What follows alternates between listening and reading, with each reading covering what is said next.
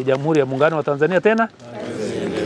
Mheshimiwa Mwenyekiti, mimi ni ungane na wengine wote waliotangulia kuwapongeza wakazi wa kata hii ya Akeri wakiongozwa na diwani lakini na mwenyekiti wa chama kwa haya ambayo yanatokea katika eneo lao. Hongereni sana. Lakini pili, mwenyekiti, nikupongeze wewe kwa sababu haya yote ni jitihada ambazo umefanya wewe na madiwani wenzako kutenga mafungu ya pesa kuja kwenye kata hii, na wewe nakupa kongole sana, kazi iendelee. Ila kwa namna kipekee tuipongeze serikali ya Dr. Samia Suluhu Hassan, Rais wa Jamhuri ya Muungano wa Tanzania, Amiri Jeshi Mkuu wa Majeshi ya Ulinzi na Usalama na mwenyekiti wetu wa Chama cha Mapinduzi.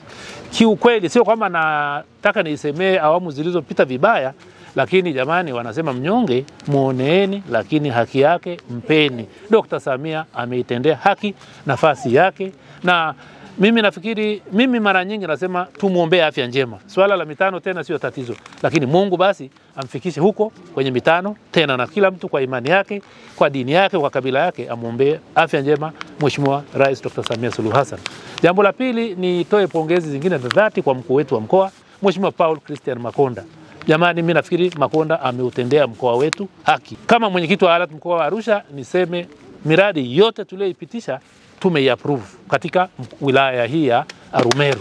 Hakuna mradi hata moja umefanywa kwa chini ya kiwango. Kama hapa wameleta milioni 900, wamemaliza mradi chini ya maelekezo ya mwenyekiti kwa pesa zilizoletwa, lakini wamefika mahali pesa zikabaki wakafanya renovation kwa kupiga rangi na vitu vingine mbalimbali. Kwa hiyo mimi mwenyekiti nikupongeze sana, lakini mkurugenzi wa halmashauri hii pia nimpongeze sana, na kila mtu aliyeshiriki katika shughuli hii.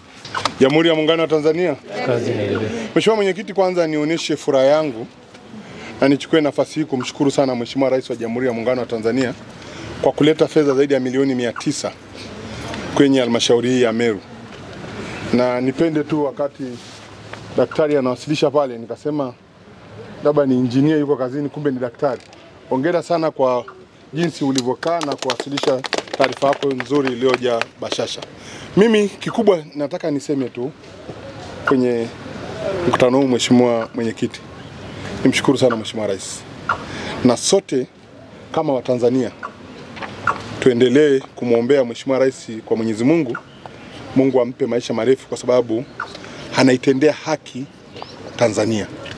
Hii ni sisi tuna halmashauri zaidi ya 184. Si ndio? Halmashauri hapa tumekuja wamepokea fedha hizo shilingi milioni 900. Jiji wamepokea zaidi hiyo. Monduli wamepokea zaidi hiyo na kwingineko.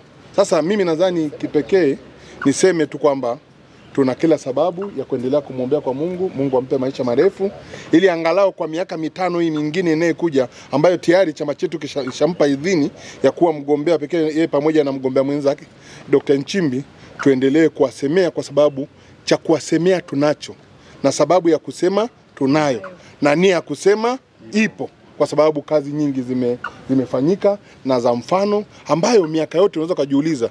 Mimi nilikuwa nakuchekesha leo, mimi na bahati ya kuwa diwani mkongwe kuliko wengine hapa pamoja na umri wangu. Nusu ya umri wangu mimi nimekuwa diwani.